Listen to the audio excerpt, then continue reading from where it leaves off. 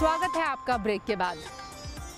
दोस्तों, और चीज़ों के साथ खेती भी हाईटेक होती जा रही है, फिर वो हल चलाना हो या फिर फसल काटना।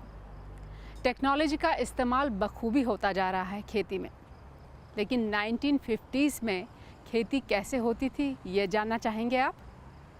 तो चलिए रत्ना के पास चलते हैं और देखते हैं उस दौर में कैसी टेक्नोलॉजी यूज़ होती थी, और भी जानते हैं कुछ फैक्ट्स के बारे में।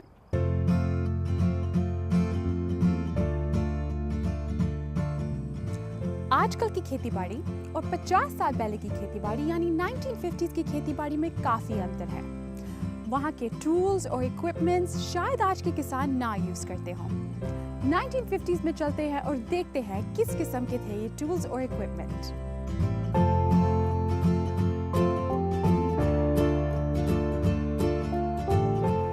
पता है कि आज हम जहाँ रह रहे हैं कितने खुशनसीब हैं।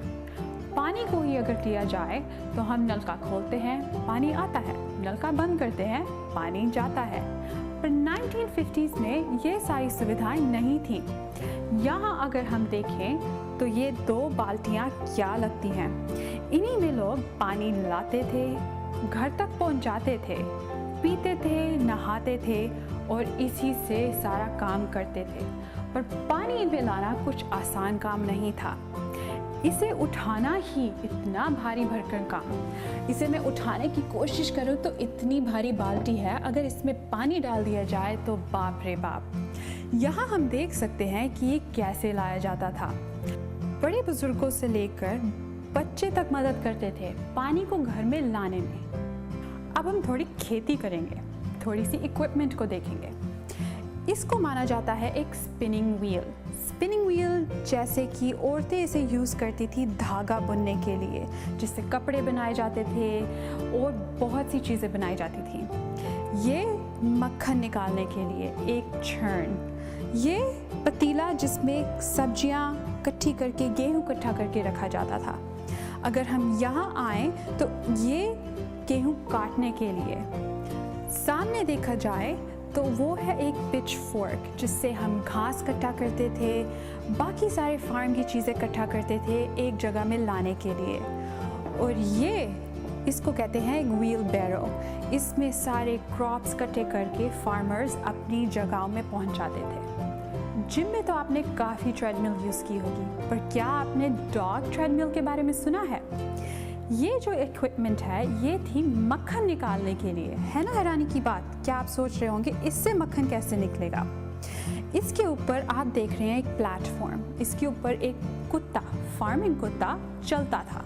जैसे जैसे कुत्ता चलता था ये थ्रेड नीचे से घूमती थी, घूमते हुए ऊपर आती थी और नीचे होता था एक चर्न मिल।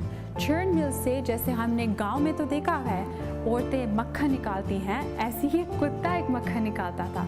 चलते चलते जैसे उसकी स्पीड बढ़ती थी, नीचे से वो मशीन घूमती थी और घूमते घूमते दूध बन जाता था मक्खन।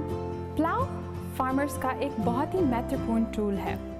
इसे देखा जाए तो ये खोदता था ज़मीन को, ज़मीन में से फर्टिलाइजर्स निकालता था, न्यूट्रिएंट्स को वापस डालता था, जिससे फार्मर्स अगले साल की अच्छी फसल उगा सकें।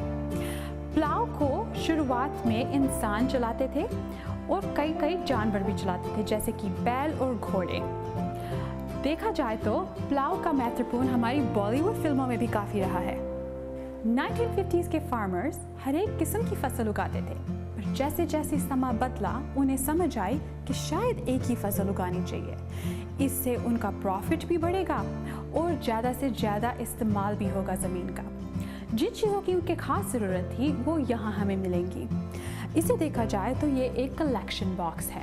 कलेक्शन बॉक्स जो फसल उगती थी उसमें इसे डाला जाता था।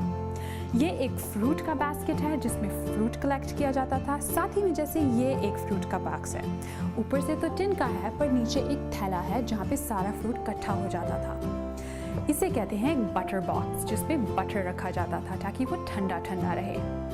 इसे कहते हैं एक क्रीम सेपरेटर। ऊपर से दूध डालते थे, उसको हिलाते थे तो यहाँ पे क्रीम हमें मिलती थी। यम्मी।